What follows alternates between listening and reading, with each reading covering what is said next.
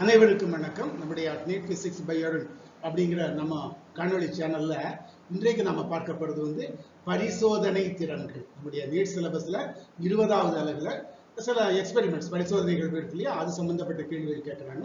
அதுல ஒரே ஒரு கேள்வி மட்டும் இப்போதைக்கு நம்ம பார்க்கலாம். அதற்கு பிறகு மற்ற கேள்விகள் பிற்காலத்துல ஏதாவது நம்ம பார்க்கலாம். இந்த நீட் எக்ஸாமினேஷனை பொறுத்த அளவுக்கு இந்த நம்முடைய ரவுண்டு 3 ஏற்கனவே 2 ரவுண்டு முடிச்சு 3வது ரவுண்டு போய்கிட்டு இருக்கோம். அதுல 20வது யூனிட்ல ஒரு கேள்வியோட முடிச்சுக்குவோம். அடுத்த 10 நாட்களில் உங்களுக்கு நீட் எக்ஸாமினேஷன் வருது. அதுல நீங்கள் அனைவரும் மிகச்சிறந்த மதிப்பெண்களை கொடுத்து நிறைய நல்ல கல்லூரிகளில் நீங்க MBBS சேரணும், மருத்துவக் கல்லூரியில் சேரணுங்கிறதுக்கு என்னுடைய வாழ்த்துக்களை தெரிவித்துக் கொண்டு இன்றைய கேள்வி என்னங்கிறத நம்ம பார்க்கலாம். 2 மில்லிமீட்டர் விட்டம் கொண்ட ஒரு காற்று குமிழ் 0.075 SI அலகுகள் பாகியல் எண் மற்றும் 1350 கிலோகிராம் மீட்டர் கியூப் அடர்த்தி கொண்ட ஒரு திரவத்தினுள் இருந்து மேலெழும்பி வருகிறது எனில் குமிழின் முற்று திசை வேகம் சுமார் தான் கொடுத்திருக்காங்க. எவ்வளவு மீட்டர் இத்தனை மீட்டர் பெர் செகண்ட் கொடுத்திருக்காங்க அப்படின்னா ரொம்பவும் அக்யூரேட்டா போட வேண்டியதில்லை. நம்ம என்ன வருதோ அதை போட்டுக்கலாம். சரி, 4 தெரிவுகள் 4 × 10⁻⁻2 மீட்டர் பெர் செகண்ட், 5 அப்புறம் 2 3 இப்படி வழியாக கொடுத்திருக்காங்க. சரியா, இந்த முற்று திசை வேகம் இருக்கு இல்லையா, அதற்கு ஒரு ஃபார்முலா இருக்கு. என்ன ஃபார்முலா அப்படின்னு சொன்னா Vt is equal to 2/9 into r square into rho minus sigma into g divided by eta. இந்த Vt என்பது என்னது? குமிழின் முற்று திசை வேகம். R என்பது என்னது? அந்த குமிழினுடைய ஆரம். அது எவ்வளவு சார்? விட்டம் 2 மில்லிமீட்டர். அப்ப அது 2ஆல் வகுத்து ஆரம் 1 மில்லிமீட்டர். 1 × 10⁻³ மீட்டர். சரியா, அப்புறம் ஈட்டா என்பது திரவத்தின் பாகியல் எண் கொடுத்திருக்காங்க 0.075 SI அலகுகள். அப்புறம் திரவத்தினுடைய அடர்த்தி கொடுத்திருக்காங்க 1350 கிலோகிராம் பெர் மீட்டர் கியூப். இதுல என்னன்னு சொன்னா என்ன சார் இது அப்படின்னு சொன்னா, நம்ம படிச்சிருக்கிற பாகியல்ல ஒரு பெரிய தம்பத்துல திரவத்தை எடுத்துக்கொண்டு அது ஏதாவது ஒரு சின்ன ஒரு ஈய குண்டோ ஒரு இரும்பு குண்டோ நம்ம உள்ள போட்டோம்னு சொல்லி சின்ன பால் மாதிரி. அப்போ இது கிட்டத்தட்ட இந்த டயாமீட்டர்ல தான் இருக்கும், விட்டத்துல தான் இருக்கும். அது உள்ளே போடும் பொழுது அது கீழ் நோக்கி செல்லும். கீழ் நோக்கி அதனுடைய வேகம் கீழே போக போக கொஞ்சம் மாறும். ஒரு குறிப்பிட்ட சூழ்நிலையில் அது மாறாத திசை வேகத்தை அடைந்து அதே கான்ஸ்டன்ட் திசை வேகத்தை மாறாத திசை கீழே சென்று தரைக்கு சென்று தம்பத்தினுடைய தரைக்கு. அப்ப அதைத்தான் நம்ம குமிழின் முற்று திசை வேகம் அப்படின்னு சொல்றோம். இந்த குண்டு ஈய குண்டோ இரும்பு குண்டோ கீழே போகும்போது அதற்கு சமமான காற்று குமிழ் மேலெழும்பி வரும். அப்ப இதுக்கு என்ன திசை வேகமோ அதுக்கும் அதே திசை வேகம் தான் இருக்கும். அதைத்தான் நம்ம கண்டுபிடிக்க. சரியா, சரி. இந்த ஃபார்முலாவில் எடுக்கிறது G புவியீர்ப்பு முடுக்கம். பொதுவாக 9.8 நமக்கு தெரியும். இப்போதைக்கு 10 என்று கூட வைத்துக்கொள்வோம். ஏன் சார் 10ன்னு வச்சுக்கிறோம் அப்படின்னு சொன்னா நமக்கு சுமார் தானே கேட்டிருக்காங்க, அதனால கொஞ்சம் கால்குலேஷன் ஈஸியா இருக்கும் இல்லையா, அதனால 10 மீட்டர் பெர் செகண்ட் என்று வைத்துக்கொள்வோம். மற்ற எல்லாம் பார்த்தாச்சு. அப்ப இந்த மதிப்புகளை எல்லாம் சப்ஸ்டியூட் பண்ணணும்னா நமக்கு முற்று திசை வேகம், குமிழினுடைய முற்று திசை வேகம் நமக்கு கிடைக்கும். சமன்பாடு 1 மதிப்புகளை பெறுகின்ற இதான் Vt is equal to 2/9 into 1 × 10⁻³ the whole square. R square இல்லையா, R square 1350. அப்புறம் சிக்மா என்பது இந்த இடத்துல இது என்னது? காற்றினுடைய அடர்த்தி, குமிழினுடைய அடர்த்தி. அப்ப காற்று தான், காற்றினுடைய அடர்த்தி.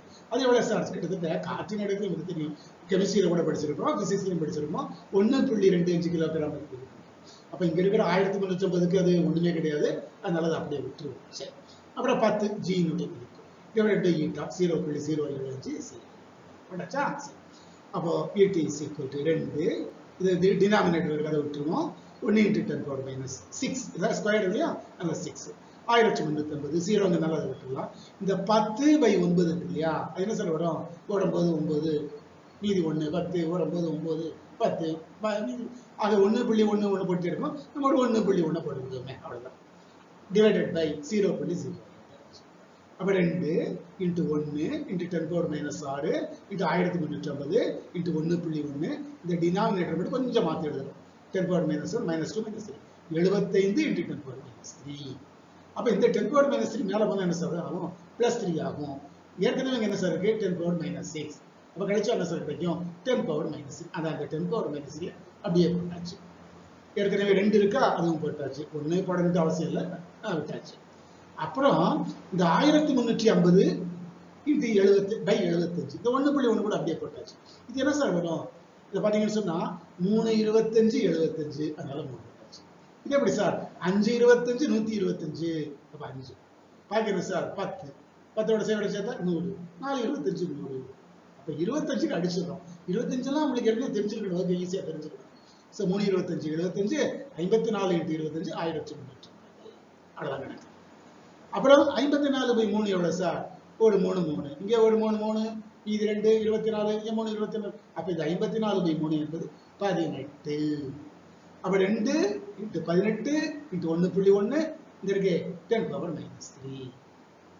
2 பை 8 36 × 1.1 × 10⁻³.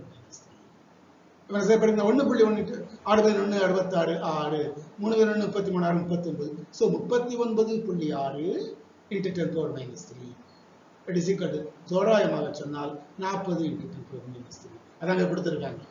40 கொடுக்கலையே சார், கொடுக்கல. எப்படி எழுதலாம்? 4 × 10⁻². எழுதலாம் இல்லையா? 4 × 10⁻² மீட்டர்/செகண்ட். ஸோ இதுதான் குமிழினுடைய முற்றத்திசை வேகம் 4 × 10⁻² மீட்டர்/செகண்ட். நமக்கு கொடுக்கப்பட்ட தெரிவுல 1வது தெரிவு, 1வது ஆப்ஷன், 1வது விடை சரியான விடை. இது வரைக்கும் நம்ம நம்முடைய காணொலி சேனல்ல 20 யூனிட்டுகளையும் நம்ம பார்த்து முடிச்சிட்டோம். அப்கோர்ஸ் கடைசி யூனிட்ல நிறைய கேள்விகள் கேட்கறதில்ல, ஏதோ நம்ம இப்போதைக்கு ஒரு கேள்வி பார்த்து வச்சிருக்கிறோம். முன்னால டைம் கிடைக்கும் பொழுது நம்முடைய சேனல்ல இன்னும் மேலதிக கேள்விகளை நம்ம பார்த்துக்கலாம். முதல்ல சொல்லியிருந்தேன், உங்களுக்கு 500 காணொலி சேனல்கள் ஆங்கிலத்திலும், 500 காணொலிகள் 500 வீடியோக்கள் தமிழிலும் உங்களுக்கு போடுவோம் அப்படின்னு சொல்லியிருந்தேன்.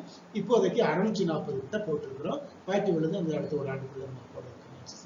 எனவே இன்றைய வருகிற 3ஆம் தேதி நீட் தேர்வு எழுதக்கூடிய நீங்கள் அனைவரும் மிகச்சிறந்த மதிப்பெண்கள் பெற்று மிகச்சிறந்த மருத்துவக் கல்லூரிகளில் சேர்ந்து மிகச்சிறந்த மருத்துவ வல்லுநர்களாக ஆக வேண்டும் என்கின்ற வாழ்த்துக்களோடு இப்போதே இந்த 3வது ரவுண்டை நாம் நிறைவு செய்கிறோம். அனைவருக்கும் நன்றி, வணக்கம்.